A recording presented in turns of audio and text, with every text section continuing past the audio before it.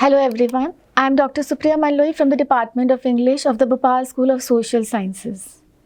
Today we are going to cover Elliott by Homer under our paper European Classical Literature. In this session, we will look into certain areas such as who was Homer, the Homeric question, a little bit about Elliott, its structure, various aspects, the Trojan War, the characters associated with the Iliad, and a brief analysis of the Iliad. Who was Homer? This question has bothered and troubled critics down the centuries. The reason being that Homer belonged to the period around 750 BC, which in history we remember as the Bronze Age period. He was one of the most finest classical writers, a person credited with the composition of the great works such as the Iliad and the Odyssey. These works were composed rather than being written because they were traditionally passed as oral compositions, and it was believed that the written portions appeared to us much later, and written pieces in classical writings were not available. When we study Homer, certain questions trouble us. Whether there was any person by the name of Homer? Did a man really existed who was called Homer? How authentic are the texts and the documents written by Homer? To what extent does culture and tradition, as mentioned in these Homeric pieces, can be considered as reliable and authentic sources of history? Also, whether Homer wrote this himself, or was there another person who wrote it for him, or have they been just part of myths and legends?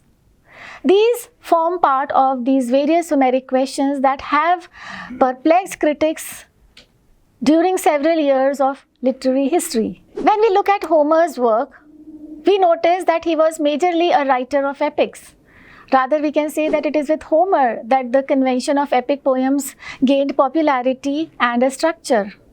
So before we study the Iliad, let us see what an epic is like. In simple words, an epic is a long narrative poem. Usually it is composed in books or cantos. The lines can stretch as far as 24,000 lines to 50,000 lines. There are very few epics written in the world. All of these epics, in major cases, begin with an invocation to the goddess of poetry. In Greek works, it is invocation to the muses. These works, especially these epic poems, talk about great battles, and therefore we can very easily say that war is a must if an epic poem is being written. The heroes of epic poem are usually great warriors, kings, emperors, people who are placed very high in the society, just as we see in Greek tragedies. Another significant part of an epic poem is that of the presence of supernatural characters, angels, demons, gods. These figure frequently in epic works, and especially in Greek classical epics, we have noticed that the gods frequently interfere in the lives of the men. Rather, they participate and change the way men live. One more important aspect of an epic work is the presence of epic similes, or as later on we started calling them as Homeric similes, which are different from the common similes. When we look at the epic language, the language is usually sublime, and the themes majorly center around good versus evil, theme of redemption, punishment, revenge, so on and so forth. The Iliad. Homer has been credited for the composition of the magnum opus work by him, which is titled the Iliad.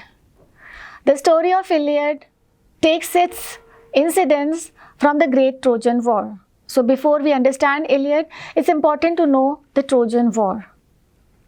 The Trojan War is one of the most significant war ever fought in the history of European civilization. Although there are ambiguities regarding the fact whether there was any such war fought, because these wars, when we talk about these wars, they took place at a point of time in history for which no written records are available with us. However, certain facts remain very clear. The Trojan War was fought between the Greeks and the defenders of Troy, and as per the Greek tradition, it was believed that it was the plan of Zeus to reduce the ever-increasing population on earth. Also significant with regards to the Trojan War is that it spanned for a period of 10 long years. written somewhere during the late Bronze Age, and it was fought in the city of Anatolia. Why was the Trojan War fought? As per the precedents and the legends go, we know about the Trojan War as being triggered by the judgment of Paris. Paris was the prince of Troy. Paris presided over a judgment to decide who is the fairest of all the goddesses. He had to give his judgment between Aphrodite, Hera, and Athena. Each of these goddesses promised him individually wisdom, power, and love. Paris went for love and selected Aphrodite as the fairest of goddesses. In return for his judgment, Aphrodite gifted Paris the love of Helen, who was the queen of Sparta, the wife of Menelaus, the king of Sparta, who was considered as the most beautiful woman on earth at that point of time. As an outcome of this judgment, eventually Paris eloped with Helen, and this started and triggered the Trojan War because all the Greek armies and rulers decided to bring back Helen, and thus the Trojan War was fought. In fact, in some cases it is said that about Helen that she had the face that launched 1,000 ships. This Trojan War forms the background to the Iliad.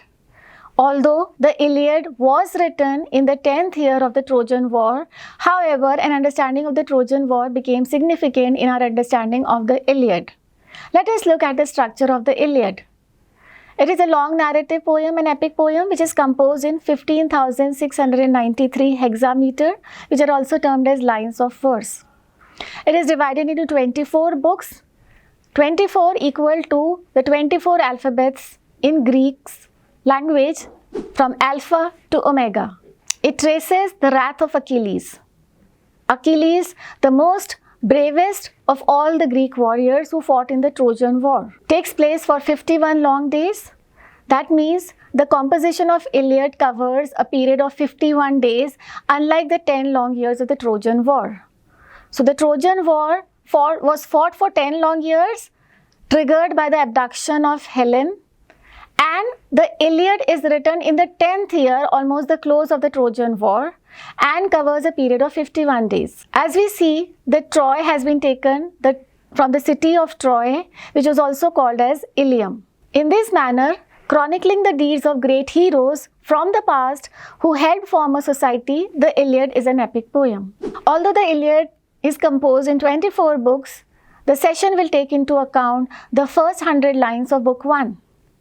Some important characters who are a part of the first book are Agamemnon, Achilles, Chryseis, Briseis, and Calchas. Agamemnon was the bravest of Greek warriors.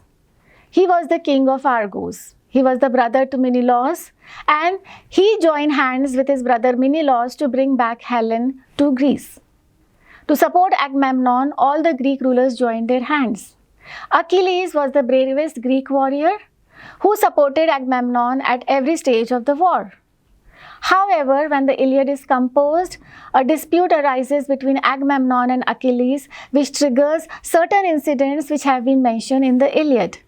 As you must be aware that as war booties, the warriors who were victorious in these wars used to get women and slaves as gifts and prizes.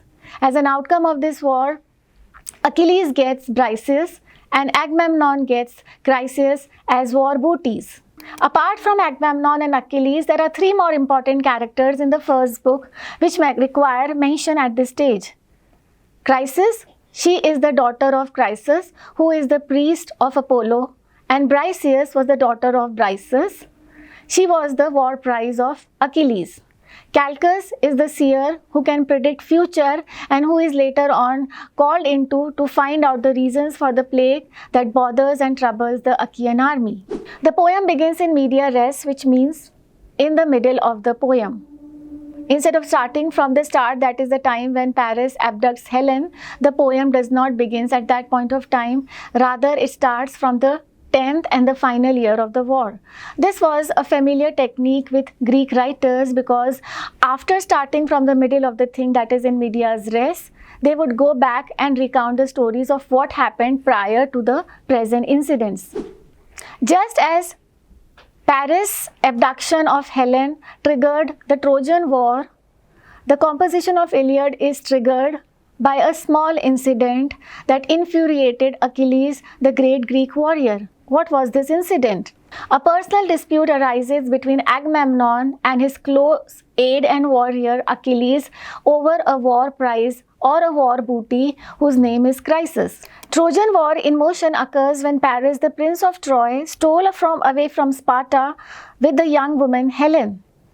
The Elliott in motion occurs when Agamemnon steals from Achilles a young woman named Briseis who had come to Achilles among other spoils of the war. The two incidents mirror each other significantly. Although the two incidents, that is Paris' abduction of Helen and Agamemnon's taking away of Briseis, are similar in certain aspects, however, there is a strong dissimilarity. While Paris' abduction of Helen triggered or led to the fighting of the Trojan War, Agamemnon's taking away of Briseis brings an end to the fight that continues between Agamemnon and Achilles, because Achilles decides not to go ahead with the war anymore and go back and return to his own country with his warriors. In his invocation, Homer states his theme, the wrath or the anger of Achilles and its effects. As we know that all epic poems start with an invocation. Invocation is required because composition of epic poems is not a child's play, and the epic poets require the blessings of the muses to tell them or to foretell them or to assist them in recalling and restating the events which happened, of which the epic poet may have no idea at all. Plus, the muses also assist and aid the epic poet in using the appropriate kind of language filled with sublimity which can justify such high and noble themes. Now we will look into the summary of the first 100 lines of the Iliad. The Achaeans captured two beautiful enemy maidens. These are Chryses and Briseis. However, Chryseis was the daughter of Chryses, who was the priest of Apollo, and he goes and begs to Agamemnon to return his daughter Chryses to him. However, Agamemnon refuses and angrily shouts at the father of Chryses, saying that you go away from here and what belongs to me forever. When Chryses is hurt, he prays to Apollo, and to grant Chryses' wish, Apollo, the great Greek god, sends down plague on the Achaean army. Thousands of Achaean soldiers die in numbers. When Agamemnon does not take into account what is happening to the soldiers, Achilles asserts Agamemnon's authority and calls an assembly of the army to find out as to what is the cause behind the plague which is devastating the Achaean army. In this situation, Calchas, a prophet, a seer, approaches Achilles and says that I am willing to share the reason for the plague provided I am given full protection and security. Achilles agrees to his demand. Calchas, an Achaean, explains that the plague is the result of Agamemnon's refusal to return Chryses to her father. When Agamemnon comes to know about his public disgrace and the fact that his authority has been usurped, he demands an apology from Achilles and says that I will return Chryses provided I am given Achilles' war booty, that is Briseis. However, Achilles is stunned by the public disgrace of having Agamemnon demand Briseis. He announces that he is withdrawing all his troops from the war, he will not fight, and he and his men will return to their country as soon as possible. At this point of time, the first 100 lines of Book 1 conclude. At the close of the first 100 lines, we notice that Agamemnon decides to appease Apollo, and for that he returns Chryses, the daughter, to her father. He sends his heralds to collect Briseis, Achilles' war booty, for him. Achilles surrenders her without any difficulty, although we also are aware that Achilles will no longer continue fighting for the Greeks. When we look at the first initial 100 lines, since it's a longer poem, nevertheless, these 100 lines are sufficient to give us a background to the various thematic concerns of the poem. One important aspect that emerges from the poem is the question of honor and pride. When we look at these great Greek warriors, whether it is Agamemnon or Achilles, we cannot fail to notice that in spite of so many successful victories, in spite of being gifted with so much of power, they are so vulnerable when it is a question of their honor. They are filled with so much of pride. And history, as well as great men of letters, have also told to us that pride comes before the fall. A person who is driven by great sense of pride will very soon see his own downfall. So honor and pride are the significant themes of the Iliad. Second important theme of the poem is fate. What is fated cannot be blotted. What happens will happen, and in those days it was believed that everything happens because of the plan of Zeus, the god of heaven. And therefore, men can only become puppets in the hands of God. Men may try to change their destiny, men may try to avert, men may be warriors, men may be brave, men may be courageous, men may be powerful, but men cannot change their fate. And this is significantly and very appropriately illustrated by the Iliad. Hatred is another thematic concern of the play, and we notice that however brave these warriors may be, hatred drives them to their disaster and final doom. Whether it is Agamemnon, whether it is Achilles, whether it is Odysseus, whether it is Paris, or whether it is the women characters of the play or the epic poems.